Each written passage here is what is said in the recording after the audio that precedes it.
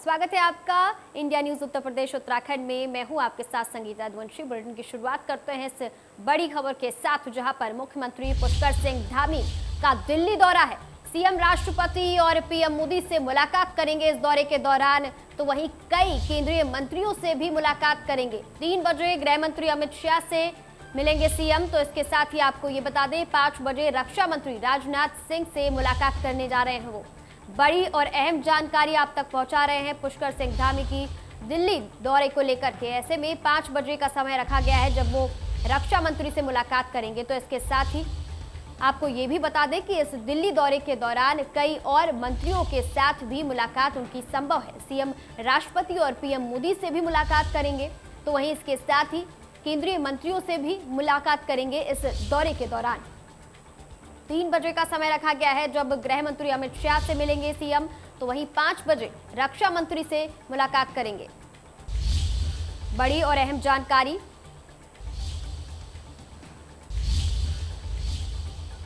तो वहीं खबर देहरादून से, जहां कई जिलों में बारिश का अलर्ट जारी कर दिया गया है। 24 घंटे के अंदर 5 जिलों में बारिश हो सकती है। नैनीताल में भारी बारिश की आशंका जताई जा रही है, तो वहीं पौड़ी, बागेश्वर और पिथौरागढ़ में भी भारी बारिश की संभावना है। जिस तरीके से मौसम का मिजाज बदलता नजर आ रहा है और अब मॉनसून दस्तक दे रहा है। मॉनसून के साथ ही आपको ये भी बता दें कि कई ऐसे जिले हैं जहां पर भारी बारिश की संभावना जताई जा रही है और उसमें पौड़ी, बागेश्वर और पिथौरागढ़ शामिल है। इसके साथ नैनीताल में भी बारिश हो सकती है। मौसम के बदलते ही कई जिलों में मौसम विभाग ने चेतावनी के साथ अलर्ट जारी कर दिया गया है और जो जिले इसके अंदर आते हैं वो आपको बता देते हैं। 5 जिले इसके अंदर आते हैं जहां पर 24 घंटे के अंदर जिस तरीके से भारी बारिश की संभावना जताई जा रही है, तो उसमें पौड़ी, बागेश्वर, पिथौरागढ़, नैनीताल शामिल है। बड़ी और अहम जानकारी मौसम को लेकर के, जिस तरीके से मौसम का मिजाज बदल रहा है, मॉनसून दस्तक दे रहा है और ऐसे में भारी बारिश की चेतावनी जारी कर दी गई है, अलर्ट जारी कर दिया गया है। 24 घंटे के अंदर 5 जिलों में बारिश हो सकती है और मध्यम से तेज गति की बारिश हो सकती है। ये नैनीताल में भारी बारिश हो सकती है, इसकी आशंका जताई जा रही है मौसम विभाग द्वारा। तो वहीं पौड़ी, बागेश्वर और पिथौरागढ़ में भी भारी बारिश की संभावना जताई जा रही है। मौसम को लेकर बड़ी खबर आप तक पहुंचा रहे हैं।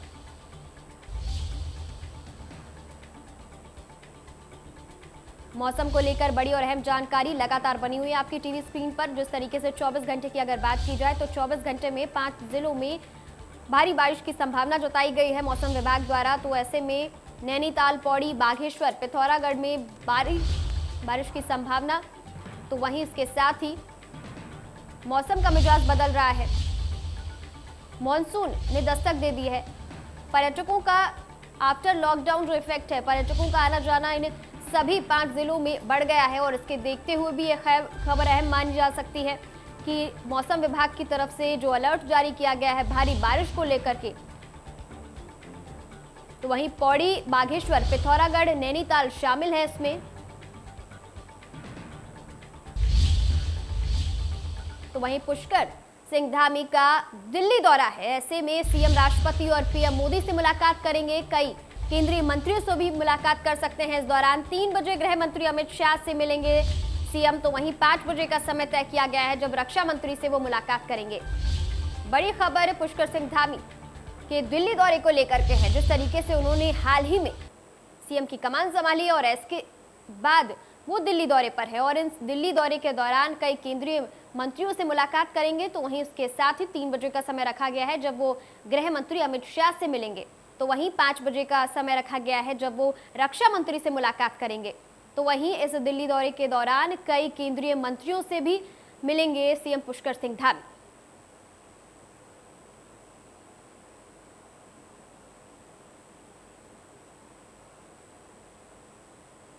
तो वहीं इसी खबर पर तमाम जानकारी के लिए हमारे साथ किशोर रावत जुड़ चुके हैं, हमारे ब्यूरो चीफ। उनका रुख कर लेते हैं। किशोर, जिस तरीके से ये दौरा अहम माना जा रहा है, क्योंकि जिस तरीके से उन्होंने अभी हाल ही में कमान संभाली है और फिर इस दौरे के बाद कई अहम बातें सामने निकल कर आ सकती हैं, तो किशोर जी, क्या वो तमाम बातें हैं, क्या कुछ कयास लगाए जा सकते हैं इस दौरे से, क्या कुछ तमाम अपडेट है? देखिए धामी दिल्ली पहुंचे और उन्होंने वहाँ पर उनके प्रधानमंत्री से मुलाकात है, गृहमंत्री से मुलाकात है, रक्षा मंत्री से मुलाकात है और अन्य पार्टी के नेताओं के साथ केंद्रीय मंत्रियों से मुलाकात है। मुलाकात का जो सिलसिला है वो लगातार जारी रहेगा आज। वजह यही है कि सीएम जब बने हैं उसके बाद भी उनकी पहली औपचारिक मुलाकात है कि बड़े लीडर से मुलाकात की जाए, उनका मार्गदर्शन लिया जाए कि किस तरीके से काम करना है और किस तरीके से योजनाओं को साकार करना है। जब भी कोई मुख्यमंत्री बनता है तो वो केंद्रीय नेताओं से जरूर मुलाकात करता है, किसी भी राज्य के विकास के लिए तमाम आर्थिक पैकेज और तमाम योजनाओं को स्वीकृत करवाता है। खासकर प्रधानमंत्री नरेंद्र मोदी का जो ड्रीम प्रोजेक्ट है कि केदारनाथ का पुनर्निर्माण और बद्रीनाथ भगवान का जो पूरा एक मास्टर प्लान है, इसको लेके वहाँ पहुंचे हैं, वो दिखाएंगे और प्रधानमंत्री से जो मुलाकात करेंगे उनसे भी जो राज्य की विकास की योजनाओं को लेकर बात करेंगे। फंडिंग की सबसे महत्वपूर्ण होता है कि उत्तराखंड जैसे स्टेट ज़्यादा उसके पास राजस्व की चीज़ें नहीं है और कोविड के कारण काफ़ी नुकसान हुआ है। तो जाहिर सी बात है कि जब मुख्यमंत्री दिल्ली पहुंचे तो वो तमाम योजनाओं को लेकर अधिकारियों के साथ गए और अधिकारी वहाँ पर प्रेजेंटेशन देंगे कि हम ये नया करना चाहते हैं ताकि राज्य का विकास हो सके, लोगों को रोजगार मिल सके और उत्तराखंड अग्रणी राज्यों में शामिल हो सके जो विकास की गति तेज है। तो जाहिर सी बात है कि मुलाकात काफी लंबी है, लगातार मुलाकात है। पार्टी के नेताओं से भी आगामी 2022 के चुनावों को लेकर किस तरीके से तैयारी करनी है, क्योंकि पुष्कर सिंह धामी उनके पास मुश्किल से दिसंबर का समय है। दिसंबर तक वो पूरे काम तरीके से काम मतलब कहने का मतलब ये है कि आचार संहिता लग जाएगी जनवरी। तो ऐसे में दिसंबर के महीने तक ही वो तेजी से काम कर सकते हैं और यही वजह है कि वो पार्टी के बड़े नेताओं से, केंद्रीय मंत्रियों से, पार्टी के वरिष्ठ लीडरशिप से मुलाकात करने के लिए पहुंचे हैं। तो वहीं आपसे किशोर ये भी जानना चाहेंगे कि जिस तरीके से इस कमान संभालने के बाद से अब ये बात वो जरूर ध्यान में रखेंगे कि उत्तराखंड के विकास में कोई कमी ना रहे, तो कुछ नई परियोजनाएं जो सामने आ सकती है, क्या उस पर भी कोई चर्चा की जा सकती है इस दौरे के दौरान? देखिए, जिस तरीके से मैंने पहले कहा कि राज्य के विकास की योजनाओं को लेकर, फंडिंग को लेकर वो मुलाकात करेंगे, बातचीत करेंगे और फिलहाल उत्तराखंड में जो अभी पुरानी ही कई ऐसी परियोजनाएं हैं जिनसे उत्तराखंड काफी तेजी से आगे बढ़ सकता है। और आर्थिक पैकेज की बात कर रहे हैं तो आर्थिक पैकेज भी मांगा जाएगा, क्योंकि राज्य को कोविड के कारण जो पर्यटन में नुकसान हुआ है, जो व्यापारियों को नुकसान हुआ है, उसके लिए किस तरीके से काम करना है आगे, आर्थिक पैकेज चाहिए, उससे बात करेंगे। इसकी लहर कोविड की अगर जो संभावना जताई जा रही है, कोविड में किस तरीके से काम किया है, रिपोर्ट सौंपेंगे। तमाम जो जरूरतें हैं, मेडिकल की जरूरतें हैं, जो स्वास्थ्य की जरूरतें हैं, उसके बारे में बात करेंगे और तमाम जो बॉर्डर के इलाके हैं, पुलिस बल है, जैसे केंद्रीय गृहमंत्री से मुलाकात करेंगे, रक्षा मंत्री से मुलाकात करें, तमाम ऐसी चीजें हैं जिनसे जो राज्य को बेहतरीन दिशा और दशा दे सके, उस पर बातचीत करें। जी किशोर, एक ये भी बात निकलकर सामने आती है कि जिस तरीके से अब ये लॉकडाउन खुल गया है, काफी रियायतें दे दी गई हैं, लेकिन तीसरी लहर की आशंका भी जताई जा रही है इस बीच में, और पर्यटकों की जो तस्वीरें सामने आ रही हैं इस इलाकों से, तो वो कहीं ना कहीं काफी डराने वाली हैं तीसरी लहर को लेकर के जिस तरीके से तैयारी है। तो क्या तीसरी लहर की तैयारियों को लेकर के भी इस पे बात की जा सकती है? और एक और अहम सवाल कि कई केंद्रीय मंत्रियों से मुलाकात होगी, तो क्या उनके नाम भी सामने आए हैं इसमें? देखिए, उनका शेड्यूल पूरा तय है कि जिनसे मुलाकात करनी कर सकती है। दूसरी बात, अगर कोविड की लहर की बात करें, जैसे कि आपने सवाल किया है कि पर्यटकों की भीड़ देखी जा रही है, तो इसमें आने वाले पर्यटकों का कोई इसमें फॉल्ट नहीं है, फॉल्ट है राज्य सरकार का। वजह यही है कि राज्य सरकार ने जिस तरीके से एसओपी जारी करी है, राज्य सरकार ने कहा है कि जो भी बाहर का व्यक्ति है वो रैपिड एंटीजन टेस्ट या फिर आरटीपीसीआर टेस्ट के अकॉर्डिंग यहाँ पे आ सकता है। ऐसे में लोग सभी अपना टेस्ट करवा के नेगेटिव रिपोर्ट लेके पहुंच रहे हैं। तो ये राज्य सरकार को तय करना चाहिए कि इससे करना क्या है, क्योंकि जिस तरीके से एसओपी जारी करती है राज्य सरकार, उस हिसाब से तो लोग अपने आप आएंगे। वजह यही है कि जो एसओपी तैयार करेगी, नेगेटिव रिपोर्ट, लोग नेगेटिव रिपोर्ट लेके पहुंच रहे हैं और बड़ी तादाद में पहुंच रहे हैं। राज्य सरकार ने कोई ऐसा मानक नहीं तय कर रखे है कि इतने ही लोग, इतने को हम एंट्री देंगे और इतने ही लोगों को एंट्री की जाएगी। तो ये राज्य सरकार का सबसे बड़ा डिफॉल्ट है। दूसरी बात की केंद्रीय मंत्रियों से मुलाकात का शेड्यूल तय है और उसके बाद कहीं ना कहीं जो कोविड की लहर है या फिर तीसरी लहर की बात की जा रही है, तो उसको लेकर जरूर जाहिर सी बात है बात जरूर होगी और क्या क्या तैयारियां की है राज्य सरकार उसकी बात की। जी किशोर, बहुत बहुत शुक्रिया इस तमाम जानकारी के लिए। आपसे आगे चलकर और भी तमाम अपडेट लेते रहेंगे। तो ऐसे में उत्तराखंड की अगर बात करें तो बीते 24 घंटे में 65 संक्रमित मिले हैं, तो वहीं प्रदेश में लगातार तीसरे दिन भी संक्रमित मरीजों की मौत सामने नहीं आई है, जबकि 184 मरीज ठीक हो चुके हैं। और इसके बाद अगर सक्रिय मामलों की बात करें तो उनकी संख्या घटकर 1319 हो गई है। स्वास्थ्य विभाग की ओर से जारी बुलेटिन के अनुसार शुक्रवार को 24,363 सैंपलों की जांच की गई और उस जांच में सभी रिपोर्ट नेगेटिव आई है। चंपावत और पौड़ी जिले में एक भी संक्रमित मरीज सामने नहीं आया, तो अल्मोड़ा में 7, बागेश्वर में 2, चमोली में 3, देहरादून में 13, हरिद्वार में 11, नैनीताल में 10, पिथौरागढ़ में 6 और रुद्रप्रयाग में 4, टिहरी में 1, उधम सिंह नगर से 7 और उत्तरकाशी में 1 मामला सामने आया है। जिस तरीके से कोरोना के मामलों में लगातार गिरावट देखी जा रही है, तो ऐसे में कई रियायतें दी जा रही है राज्य सरकार की तरफ से और एक्टिव मरीजों की संख्या अब घटकर 1319 हो गई है।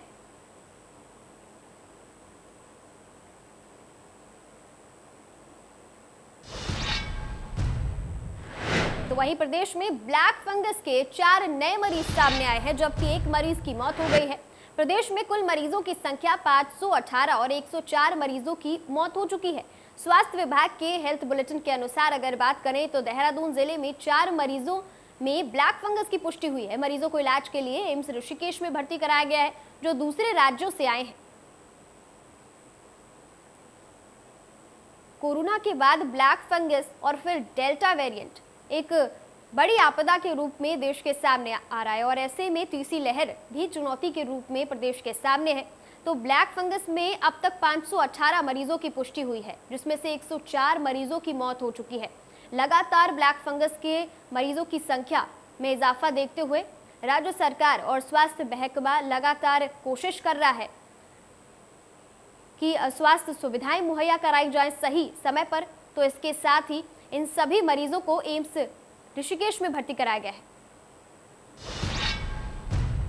तो वही खबर देहरादून से, जहां पर आईपीएस अभिनव कुमार बने अपर मुख्य सचिव, सीएम पुष्कर सिंह धामी के बने अपर मुख्य सचिव। तो वही 1996 बैच के आईपीएस अधिकारी हैं अभिनव कुमार और इसके बाद से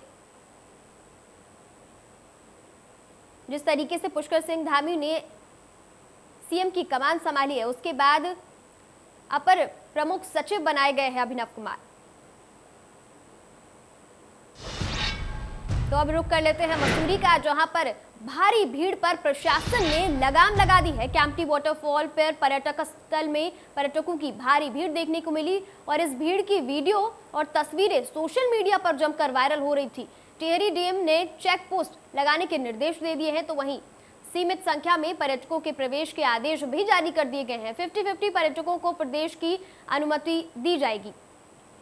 तो जिस तरीके से ये वीडियो सोशल मीडिया पर वायरल हो रहा था, लॉकडाउन खुलने के बाद पर्यटकों की भारी भीड़ कैंपटी फॉल पर देखने को मिली मसूरी से। तो इस तस्वीर और वीडियो के सामने आते ही अब प्रशासन अलर्ट हो गया है। प्रशासन ने कमर कस ली है, आदेश जारी कर दिए हैं। टिहरी डीएम ने चेक पोस्ट पर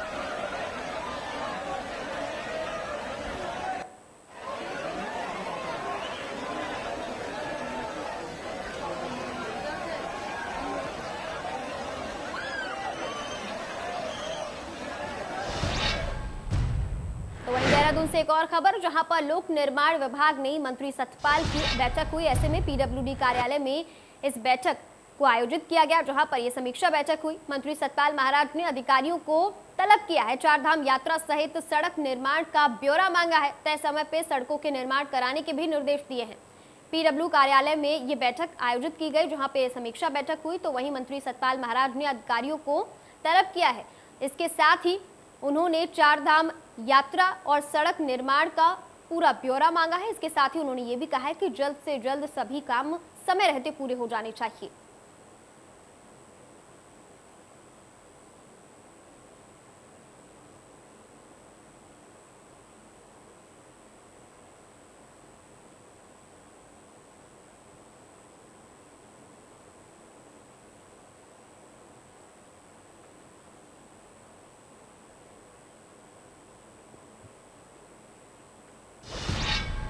तो वहीं उत्तराखंड सरकार ने शिव भक्तों को तोहफा दिया है। कांवड़ यात्रा को दिखाई गई अब हरी झंडी और ऐसे में सीएम पुष्कर सिंह धामी ने बैठक में ये निर्णय लिया है। कोरोना के मद्देनजर कांवड़ यात्रा बंद थी, लेकिन अब शिव भक्तों के लिए बड़ा तोहफा सरकार की तरफ से जिस तरीके से कोरोना के मद्देनजर कांवड़ यात्रा को बंद कर दिया गया था, लेकिन अब हरी झंडी दिखा दी है सरकार ने, अब कांवड़िए जा सकते हैं।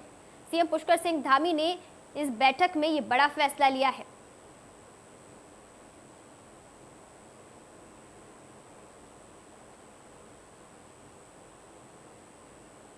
उत्तराखंड सरकार का शिव भक्तों को बड़ा तोहफा मिला है। जिस तरीके से सावन आते ही कांवड़ियों की भीड़ देखी जाती है, तो उसको लेकर के ये कांवड़ियों के लिए राहत भरी खबर है।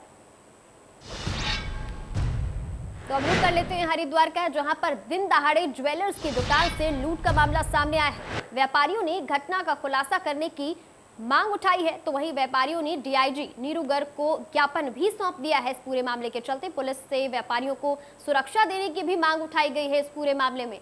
तो वहीं डीआईजी ने लूटकांड का खुलासा करने का आश्वासन दिया है फिलहाल।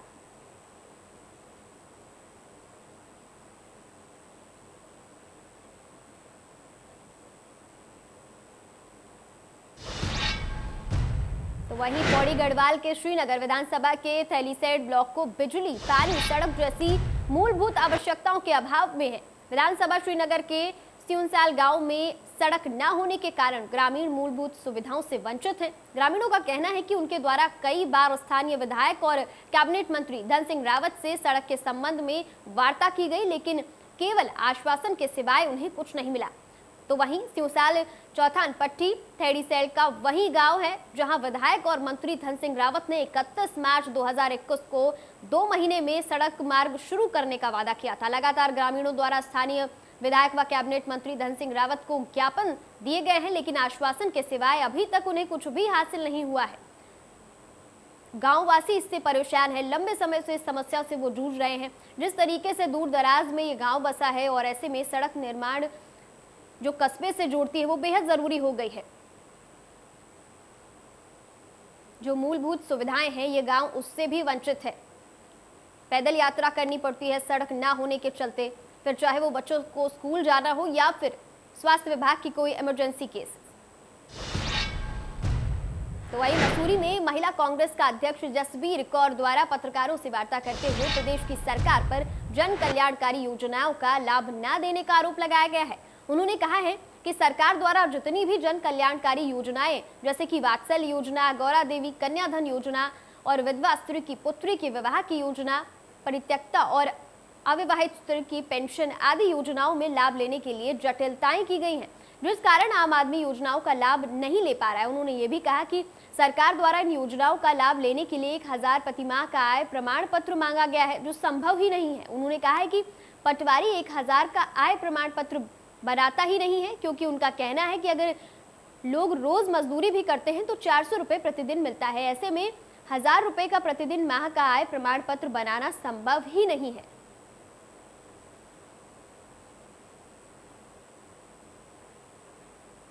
तो वहीं महिला कांग्रेस के अध्यक्ष जसबीर कौर ने और आरोप लगाया है कि जिस तरीके से जल कल्याणकारी योजनाओं का लाभ नहीं ले पा रहे हैं, कई जटिलताओं का सामना करना पड़ रहा है इसके चलते।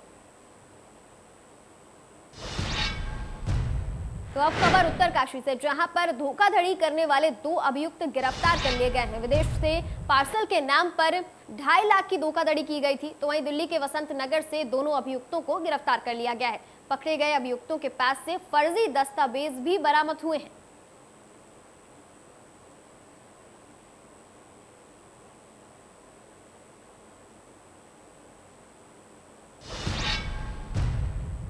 उत्तराखंड में कोरोना के मामले क्या कम हुए, जनता भी कोरोना की गंभीरता को भूल गई और इसी लापरवाही का बड़ा उदाहरण देखने को मिला है पर्यटक स्थल कैंपटी फॉल में, जहां पर हजारों की संख्या की पर्यटक कोविड-19 के नियमों की धज्जियां उड़ाते नजर आ रहे हैं। इसके साथ ही पर्यटक स्थल कैंपटी फॉल के वायरल इस वीडियो में प्रशासन की नींद उड़ाकर रख दी है। डीजीपी अशोक कुमार ने इस वीडियो का संज्ञान लेते हुए पुलिस कप्तानों को कड़े निर्देश जारी कर दिए हैं। डीजीपी अशोक कुमार ने निर्देश जारी करते हुए कहा कि जिन जिन जनपदों में प्रमुख पर्यटक स्थल हैं वहां पर पुलिस को कड़ी निगरानी करनी होगी। डीजीपी के इन निर्देशों की जानकारी देते हुए उत्तराखंड पुलिस के प्रवक्ता डीआईजी नीलेश भरने ने कहा कि सीमावर्ती सभी चौकियों पर आने वाले पर्यटकों को आरटीपीसीआर रिपोर्ट चेक की जाएगी और उन्हें कि वो जहां भी जाएंगे उन्हें को का पालन करना होगा।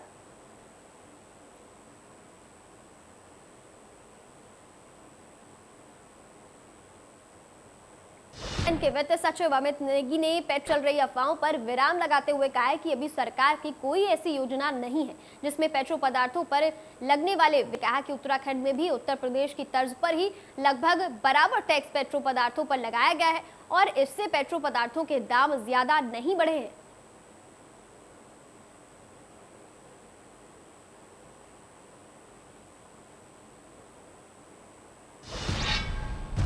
तो फिलहाल के लिए देवभूमि लाइव में इतना ही, लेकिन प्रदेश से जुड़ी तमाम बड़ी खबरों के लिए बने रहिए हमारे साथ, देखते रहिए इंडिया न्यूज उत्तर प्रदेश उत्तराखंड।